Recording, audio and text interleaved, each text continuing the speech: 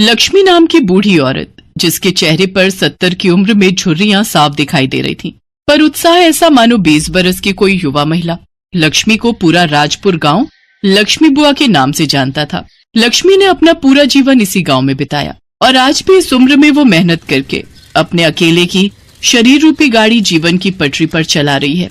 लक्ष्मी के पास एक छोटा सा खेत का टुकड़ा है जिस पर वो बढ़िया दानेदार भुट्टे उगाती है और फिर उन भुट्टों को भूनकर गांव में बेचती है। लक्ष्मी के भुट्टे पूरे राजपुर गांव में प्रसिद्ध हैं। जब लक्ष्मी अपने स्वादिष्ट भुट्टे लेकर गांव में निकलती है तो उसके भुने हुए भुट्टों की सुगंध से सभी गांव वाले आकर्षित हो जाते हैं और भुट्टे खाने के लिए लक्ष्मी के पास आ जाते हैं। अरे लक्ष्मी बुआ आ गई, मुझे पता था कि तुम आने वाली हो, इसीलिए मैं पहले ही गांव की सड़क पर खड़ा हो गया। तुम्हारे भुट्टों की खुशबू यहाँ तक आ रही थी ताई। जल्दी से एक गरम गरम भुट्टा सेक दो। हाँ हाँ, अभी देती हूँ।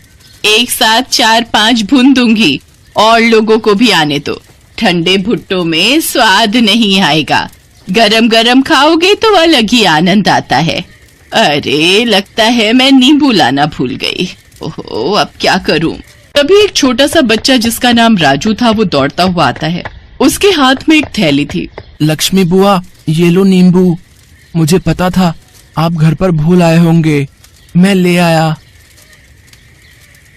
अरे मेरा बच्चा, ओले मेरा लाल, तू मेरा कितना ख्याल रखता है। ये ले, एक बढ़िया गरम गरम भुट्टा तू भी खा ले। ले खा ले। लक्ष्मी इस दुनिया में बिल्कुल अकेली थी। राजू नाम का वो बच्चा लक्ष्मी के पड़ोस में ही रहता था। वो लक्ष्मी से बिल्कुल दादी की तरह प्यार करता था। लक्ष्मी भी राजू को बहुत प्यार करती थी। एक दिन लक्ष्मी को पता चला कि राजू का परिवार शहर में शिफ्ट हो रहा है तो उसे राजू के बिछड़ने का बहुत दुख हुआ। लक्ष्मी बुआ, तुम भी मेरे साथ शहर चलो ना। मैं चला गया तो तुम्हें नींबू कौन ला कर देगा? तुम तो रोजाना ही घर पे भूल आती हो। राजू मेरे बच्चे, मैं तुझे बहुत याद करूंगी। मैं तेरे साथ नहीं जा सकती बेटा, पर तू मुझे बहुत याद आएगा। तू मुझे मिलने आना, आएगा ना? हाँ लक्ष्मी बुआ, मैं तुम्हें मिलने जरूर आऊंगा। और फिर राजू अपने परिवार के साथ शहर चला गया। राजू के जाने के बाद लक्ष्मी को उसकी बहुत याद आती थी। जब वो भुट्टे का टोकरा लेकर घर से निकलती तो उसकी नजर नींबू की थैली पर जाती तो उसकी आंखों में आंसू आ जाते। वो नींबुओं की थैली अपनी टोकरी में रखती और राजू को खूब याद करती। लक्ष्मी बुआ, 2 भुट्टे दे दो। अरे आज तो तुम नींबू लेकर आई हो। अच्छा, वो राजू जो चला गया, वैसे वो कौन सा सगा पोता था तुम्हारा? एक ना एक दिन तो उसे जाना ही था। भले ही वो मेरा सगा पोता नहीं था, पर मुझे बहुत प्यारा था। उसके होने के एहसास से मुझे पोते की कमी महसूस नहीं होती थी। और एक बात ध्यान रखना, कुछ रिश्ते खून के नहीं होते, कुछ रिश्ते दिल से जुड़े होते हैं। हो सकता है राजू भी मुझे उतना ही याद करता हो जितना मैं उसे याद करती हूँ। लक्ष्मी की आंखों में एक बार फिर आंसू आ गए। ऐसे ही दिन महीने बीते और देखते ही देखते 15 साल बीत गए। लक्ष्मी रोजाना की तरह अपने भुट्टे बेचने गांव में निकली तो आज थोड़ा जल्दी में वो नींबू लाना भूल गई। अरे आज तो मैं नींबू की थैली घर पर ही भूल आई। अरे लक्ष्मी बुआ, नींबू के बिना भुट्टे का मजा नहीं आएगा। वैसे ये देखकर तो मुझे वो याद आ गया, जब तुम नींबू घर पर भूल आती थी तो वो छोटा सा राजू तुम्हारी थैली पकड़ता हुआ आ जाता था। हाँ मोहन, तू ठीक कह रहा है, पर राजू तो शहर में है। अब तो वो बहुत बड़ा हो गया होगा। आज तुम्हारी बातें सुनकर मुझे भी उसकी बहुत याद आ रही है। जैसे ही लक्ष्मी अपनी बूढ़ी आंखों से आंसू पोंछने लगती है, उसके सामने नींबू की थैली लिए एक बहुत ही सुंदर लंबा चौड़ा कद का लड़का खड़ा होता है। लक्ष्मी बुआ, आज तुम फिर अपनी थैली घर पर भूल आई ना? अगर मैं न लाता तो? कौन? राजू? लक्ष्मी बुआ, तुमने मुझे पहचान लिया? हाँ, मैं वही तुम्हारा बचपन का छोटा सा राजू। देखो अब मैं कितना बड़ा हो गया हूँ। राजू, मेरे बच्चे, मेरे लाल, तू कितना बड़ा हो गया। तू कब आया? सुबह ही तो आया और आते ही तुमसे मिलने घर गया, पर पता चला कि तुम तो भुट्टे बेचने निकल गई हो, इसलिए तुम्हारी थैली घर पर देखी तो वो मैं ले आया। लक्ष्मी बुआ, तुम कैसी हो? देख देख कैसी लग रही हूँ। वैसी ही जैसे पहले थी, मेरी प्यारी लक्ष्मी बुआ। और फिर राजू लक्ष्मी के गले से लग जाता है। राजू लक्ष्मी को अपने साथ शहर चलने के लिए मना ही लेता है। लक्ष्मी बुआ, अब मना मत करना। अब तो तुम्हारा राजू अपने पैरों पर खड़ा हो गया है, अच्छी नौकरी करने लगा है, इसलिए वो अपनी लक्ष्मी बुआ को अपने पास रख सकता है। प्लीज मेरे साथ चलो ना। तुमने बहुत गरीबी में दिन काट लिए, बहुत मेहनत कर ली, अकेले जिंदगी को बहुत जी लिया। अब अपने पोते के साथ जिंदगी जीने का वक्त है लक्ष्मी बुआ। मुझे दादी का प्यार चाहिए, जिसके लिए मैं इतने साल तरसा हूं। तुम तो जानती हो, मेरे अपने दादा दादी तो बचपन में ही गुजर गए। मैंने तुम्हारे रूप में ही दादी को देखा है। लक्ष्मी बुआ, मेरे साथ चलो ना। अपने राजू को अपने लिए कुछ करने का मौका दो। राजू लक्ष्मी को अपने साथ लेकर शहर आ जाता है। जिंदगी के आखिरी पलों में लक्ष्मी ने वो देख लिया जिसकी उसने बरसों से कामना की थी। उसे पोते और बहू का सुख मिला। राजू के माता पिता लक्ष्मी की बहुत इज्जत करते हैं। सच, बहुत कम ऐसे लोग दुनिया में होते हैं जो इस तरह के रिश्तों को निभाते हैं, और ये रिश्ते ही तो सबसे अनमोल बन जाते हैं। पालमपुर गांव में रहने वाली करुणा की शादी को लगभग 8 साल ही हुए थे जब उसका पति उसे और उसके दोनों बच्चों को छोड़कर इस दुनिया से चला गया। घर की जिम्मेदारी अब करुणा पर आ गई। उसकी एक 8 साल की बेटी राधा और 6 साल का बेटा सुधीर था। बिन बाप के बच्चों को उसने बड़े लाड प्यार से पाला था। वो बड़ी दयालु थी। उससे जितना बन पाता उससे वो गरीबों को कुछ न कुछ दान पुण्य करती रहती थी। वो लोगों के घरों में काम करके अपने दोनों बच्चों का पालन पोषण करती है। जब भी छुट्टी वाला दिन होता तो करुणा अपने हाथों से मोमोज बनाकर अपने दोनों बच्चों को खिलाती। एक रोज, वाह माँ, ये मोमोज तो बड़े ही अच्छे हैं। सचमुच माँ, तुम्हारे हाथों में तो जादू है, जादू। मजा आ गया। माँ, थोड़े और दो ना। हाँ हाँ, ये लो। मोमोज की खुशबू सूंघकर अब आस पड़ोस के और भी बच्चे वहाँ आ जाते हैं। काकी, हमें भी दो ना मोमोज। हाँ काकी, हमें भी खाने हैं। अच्छा, तो तुम दोनों यहाँ बैठ जाओ, मैं अभी तुम दोनों को मोमोज देती हूँ।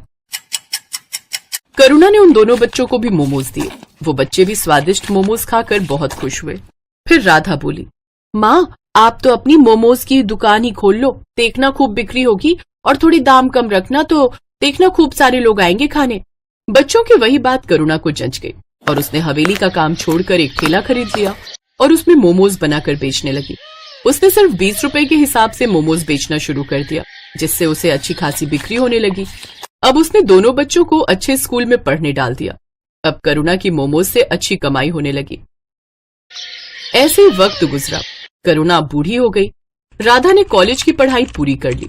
अब वो शहर में एक अच्छी नौकरी पर लग गई।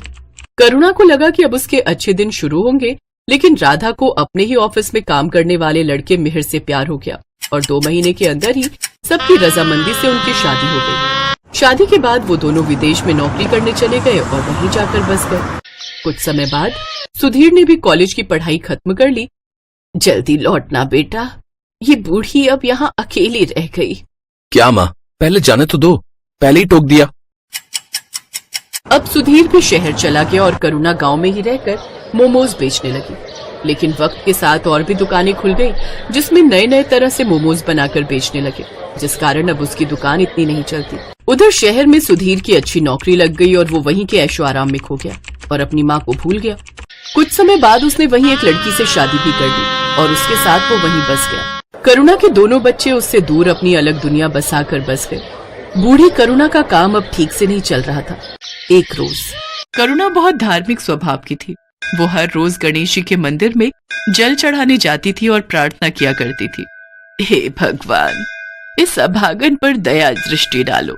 जीवन बहुत कठिन हो गया है। लोगों से उधार लेकर मैंने अपने बेटे को पढ़ाया और अब वो मुझसे मिलने भी नहीं आता। मेरे पति के गुजर जाने के बाद उनकी दुकान चलाना मुश्किल हो गया है। कोई काम करने वाला नहीं है और अब इस बूढ़ी से इतना काम भी नहीं हो पाता। हे प्रभु, दया करो।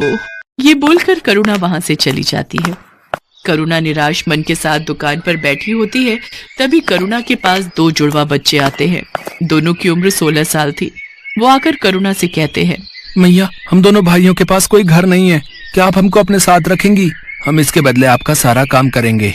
बेटा, मैं खुद परेशान हूँ, मैं तुम्हें अपने साथ कैसे रख सकती हूँ? मैया, हम आपका सारा काम करेंगे, बस आप हमें अपने साथ रख लीजिए। ठीक है। करुणा को उन दोनों जुड़वा बच्चों पर दया आ जाती है और वो दोनों को अपने साथ रख लेती है। भगवान ने इस बार करुणा की पुकार सुन ली। वो दोनों भगवान के भेजे हुए दूत थे जिनको भगवान ने करुणा की मदद के लिए करुणा के पास भेजा था। करुणा मोमोज का सामान बना रही होती है। माँ जी, ये काम आप हमें दे दीजिए, मोमोज हम बना लेंगे, आप जाकर आराम कीजिए। करुणा रसोई घर से बाहर आ जाती है। वो दोनों बच्चे उसके बाद गेट लगा देते हैं। थोड़ी देर बाद गेट खुलता है। करुणा देखती है कि सारे मोमोज बहुत अच्छे से तैयार हो गए हैं। करुणा ये देखकर बहुत खुश होती है। अरे वाह, तुम दोनों ने तो बहुत अच्छा काम किया है। फिर करुणा उन दोनों बच्चों के साथ अपनी मोमोज की दुकान खोलती है और मोमोज बेचने लगती है। आइए आइए, स्वादिष्ट और मजेदार मोमोज खाइए और अपने घर भी ले जाइए। आइए आइए। आज करुणा के मोमोज में से ऐसी खुशबू आ रही थी जैसी कभी नहीं आई। पूरे बाजार के लोग मोमोज की खुशबू से आकर्षित होकर करुणा की दुकान पर आने लगे और देखते ही देखते करुणा की दुकान पर भीड़ लग जाती है। अरे एक प्लेट मोमोज देना। मुझे भी दे दो एक प्लेट। अरे वाह वाह वाह, इतने स्वादिष्ट मोमोज तो मैंने आज तक कभी नहीं खाए। आहा हा हा, वाह वाह वाह वाह वाह। करुणा लोगों की ये सारी बातें सुनकर काफी खुश होती है। देखते ही देखते उसके सारे मोमोज बिक जाते हैं। आज तो बहुत अच्छी कमाई हो गई। अगर ऐसे ही मेरे मोमोज बिकने लगेंगे तो मेरा सारा कर्ज उतर जाएगा। दोनों बच्चे अब करुणा को कोई काम नहीं करने देते। दोनों मोमोज बनाते और करुणा के साथ उन्हें बेचने भी जाते। उन दोनों के बनाए मोमोज में ऐसा स्वाद था कि हर कोई उंगलियां चाटता रह जाता। एक रात की बात है, वो दोनों बच्चे रसोई घर का दरवाजा बंद करके मोमोज बना रहे थे। कमाल है, हर रोज ये दोनों रसोई घर बंद करके मोमोज क्यों बनाते हैं? आज देखती हूँ ये ऐसा करते क्या हैं।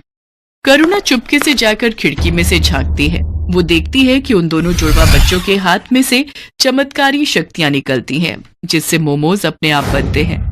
ये जादू देखकर करुणा दंग रह जाती है। वो तुरंत उन दोनों के पास जाती है। दरवाजा खोलो। जी माँ जी। तुम लोग कौन हो? क्या? मैंने सब देख लिया खिड़की में से, जल्दी बताओ। डरिए मत, हम आपको कोई नुकसान पहुंचाने नहीं आए हैं, बल्कि हम तो आपकी मदद करने आए हैं। हम भगवान के दूत हैं, हमें गणपति जी ने आपकी मदद के लिए भेजा है। क्या सच में गणपति भगवान ने आपको मेरी मदद के लिए भेजा है? हाँ माँ जी, आपकी परेशानी भगवान ने सुन ली और हमें आपकी मदद के लिए ही भेजा है। करुणा ये सब सुनकर बहुत खुश होती है। अब इसके बाद दोनों फरिश्तों के जादू से करुणा के दिन अच्छे होने लगे। दोनों दूत रोज अपने जादू से मोमोज बनाते और करुणा उसे बेच आती। देखते ही देखते करुणा की दुकान चल पड़ी।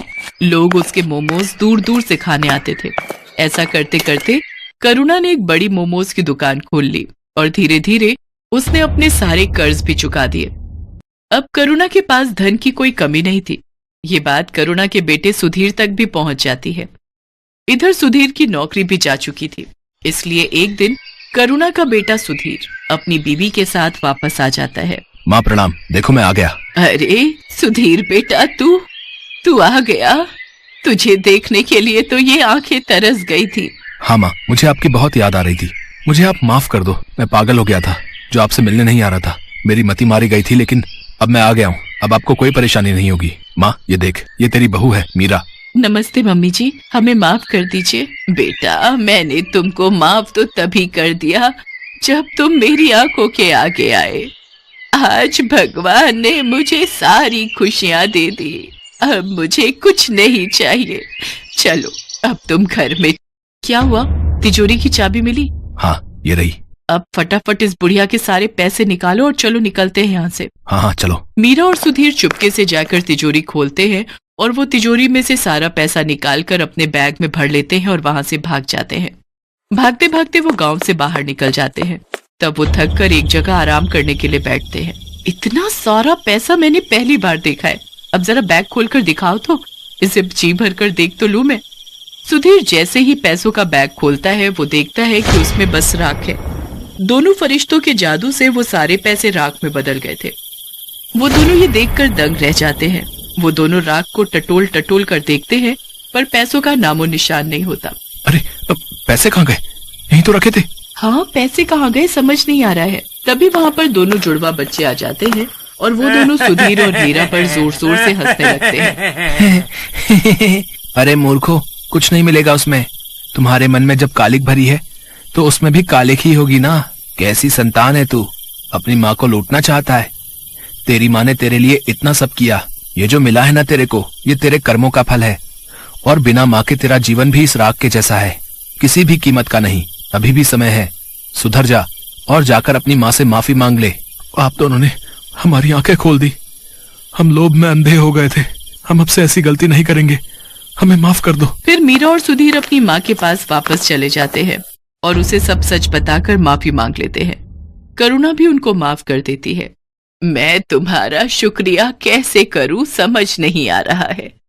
तुमने मेरी इतनी मदद की, इसके लिए धन्यवाद। अब मुझे सब कुछ मिल गया है, मेरा बेटा, मेरी बहू, सब। इसकी कोई जरूरत नहीं है माता, हमने कुछ नहीं किया, ये सब कुछ भगवान ने कराया है। अब आपका जीवन अच्छा हो गया है तो अब हमारा भी यहाँ से जाने का समय आ गया है। अब आप हमें जाने की अनुमति दें। ये बोलकर दोनों वहां से चले जाते हैं। अब करुणा का जीवन बहुत खुशहाल हो गया था। अब उसको किसी चीज की कमी नहीं थी। उसकी मोमोज की दुकान भी अच्छी चल रही थी। अब वो अपने बेटे और बहू के साथ अपना बाकी का जीवन खुशी खुशी बिताने लगती है।